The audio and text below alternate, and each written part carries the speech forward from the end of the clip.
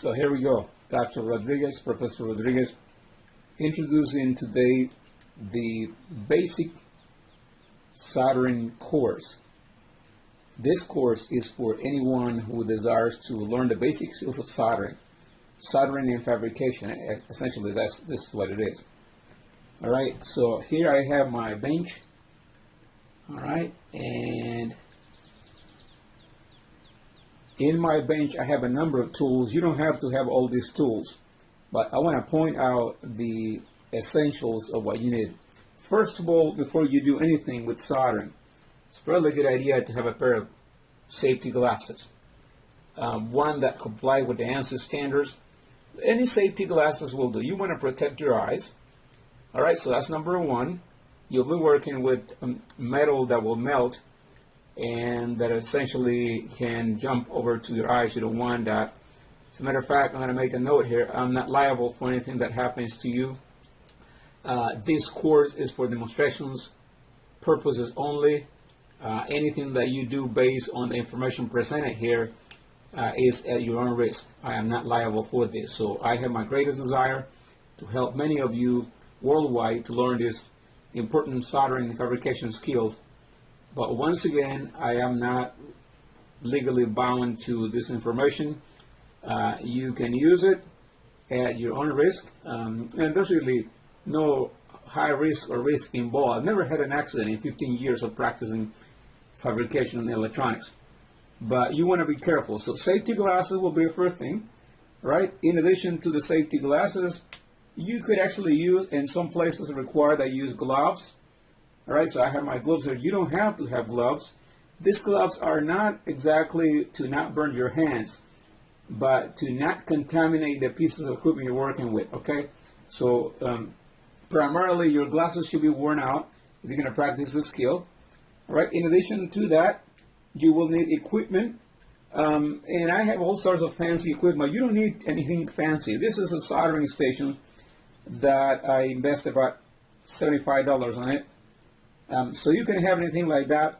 We're talking about light soldering right now, and so I'm going to demonstrate to you. This is a 120 watt soldering gun or iron. Actually, it's 40 watt, 120 volts, 40 watt. So anywhere between 30 and 60 watts is appropriate. So that's your equipment, your soldering station. This is actually adjustable, but you don't have to have nothing fancy. As a matter of fact, you can use a very simple pen type soldering gun. They will spend about $10, $20 on it, and you'll be just fine. So in addition to the safety glasses and the soldering system you're going to need, in my case it's 40 watt, you will need, of course, a workpiece that you're going to be working on. Today I'm going to demonstrate to you the removal and installation of through-hole components. I will explain to you what that is. So that is the purpose on this course, to be able to look at a piece of electronic equipment once the bad part has been identified, and if that bad part is a through-hole component, in other words, a component that goes through the board, you should be able to remove that and install a new one. So far we'll review the safety glasses, we'll review the equipment, we'll review the workpiece in this case, and in addition to that, you need a soldering tip, of course, the tip on your soldering system here, right? There's various kinds of tips. We're not going to discuss them in greater detail, but there's a number of different tips that you use. And notice also that I have a sponge here, and that sponge is dumped with water, very wet. You want to keep it that way. All right, I'm going to make adjustments to my thing here so that it's getting ready. In addition to that, you're going to use soldering, a roll of solder. It could be this type, or you can also use this other type, preferably 60-40. That's a 10 gauge 60-40 with rosin inside.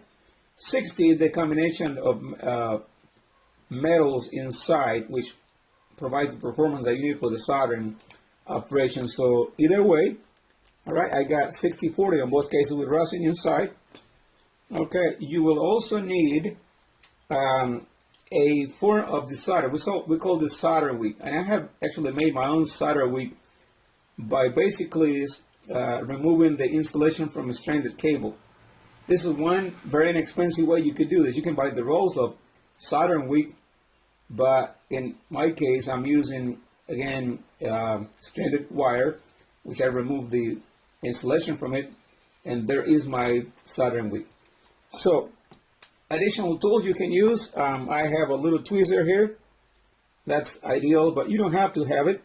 A form of a low nose player to hold components, indirect components, that could be useful. And then a cutting, side cutting tool. Right, so those are tools you can ideally use, but you don't need them all. I mean, if you can have them, that's perfect. But if you can have your soldering system, your safety glasses, your workpiece, and of course the parts I need a solder and this solder material, then you'll be in good shape. In this course, you will learn some of the fundamentals of how to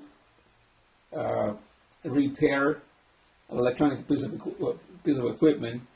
By once the bad component has been identified, you will be able to remove and rebuild or reinstall the component of that system. So this is what our first video is all about.